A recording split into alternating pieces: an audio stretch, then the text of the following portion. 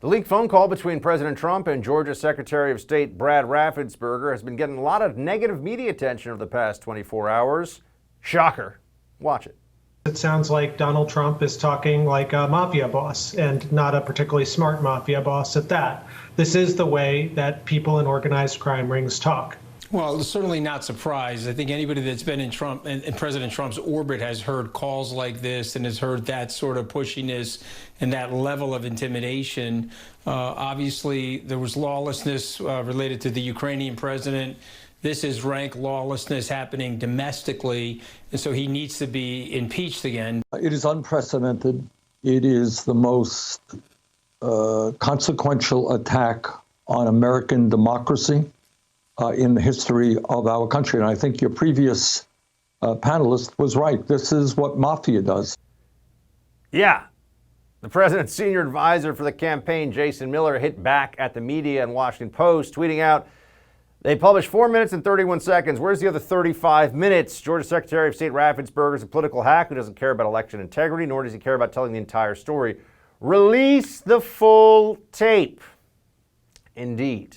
Release that full tape. I mean, I got to tell you, this is just going to keep getting crazier and crazier for the left. That's right. They want another impeachment. They can't even wait a few weeks here. Here with the reaction to all this, our friend Jesse Kelly, host of I'm Right with Jesse Kelly, only on the First TV. Mr. Kelly, sir, Merry Christmas, Happy New Year. Merry Christmas, man. Look, I don't even know why we need the full tape, to be honest with you. I mean, I'm not trying to put you down, but the part they released, it's pretty clear what Trump was saying. Anybody without Trump derangement system can hear clearly in his voice. Well, I played the tape today on my radio show. You can hear clearly in his voice. He's saying he believes there was a lot more fraud than just the 11,000 they're down. And he's telling him, just find that many. That's all I need. I'm not asking you to find it all. It's not some crime. He said, go find the fraudulent votes. That's one. Two, Buck, correct me if I'm wrong here. I trust your opinion on a lot of things. You've helped me through this industry in a lot of ways.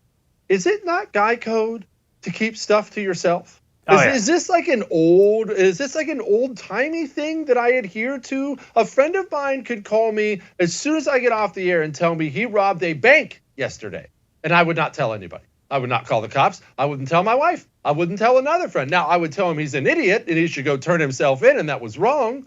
But I wouldn't talk. That's what dudes do. Who goes and sends the tape to the Washington Post? What kind of men do we have in this country now? You have to wonder, and look, I totally agree with you, and it's just a question of whether or not someone feels a baseline of honor. And I know the left would say, oh, but Trump doesn't matter. I don't care what Trump would do. We're talking about the person who's taping the phone call. Does that person have any honor or integrity in the process? I completely agree with you on that.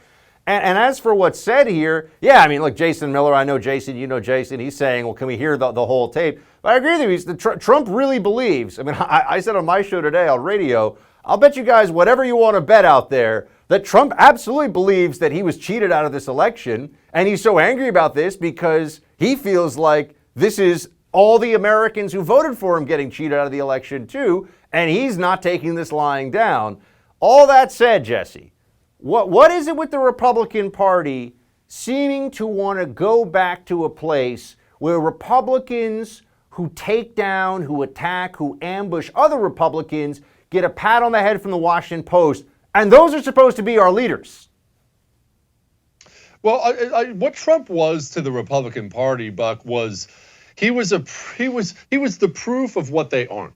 And nobody likes hanging around that, right? I don't know if you have. I've gone through periods of time in my life where I was drinking too much, not working out enough. You just don't have your life together. And you know who you don't want to be around? People who do have their life together. That's what you're going through.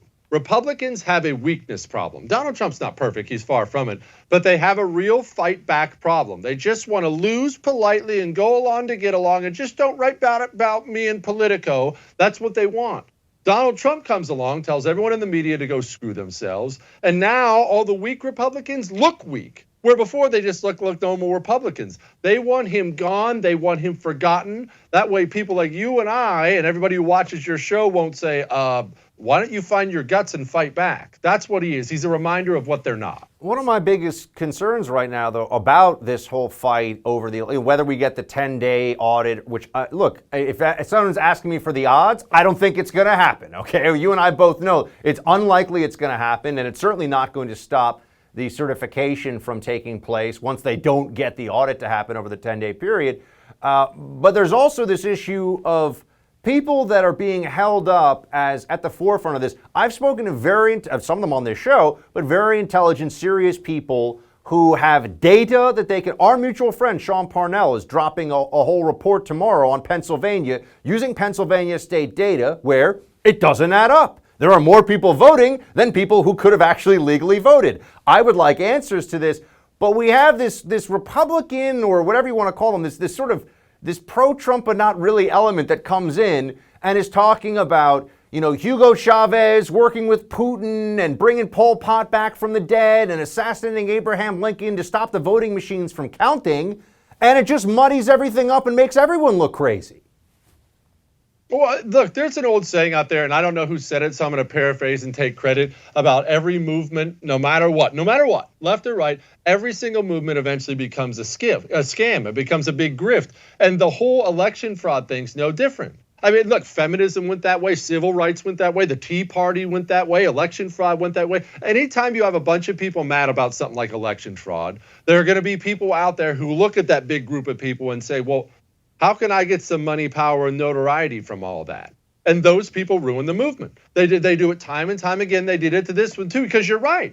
I mean, we can't even find hard data anymore because everybody in the media focuses on the two wingnuts who are talking about special forces raids and everything else. So now what sucks is we'll never get to the bottom of it, Buck. We're never going to get to the bottom of what actually happened ever. And that's a bitter pill to swallow. My favorite is somebody who used to work in the CIA and still has friends who run very large parts of the CIA, getting told by people I saw, this thing from somebody who's one of these, we know the names are, right, Powell and Wood, and these, but I saw something about a CIA plot to steal the election from Trump. And I'm looking at them like, no, absolutely not. The CIA did involve themselves in, or rather the CIA director under the guise of, what's his name? I'm forgetting the guy. I hate these guys so much now, but the director. Brennan, thank you. Brennan and those deep state clowns did the whole Russia collusion thing, but they don't have some secret plan to steal the election. This was old school fraud, folks. I don't know how else to say this. There's not some, international conspiracy involving,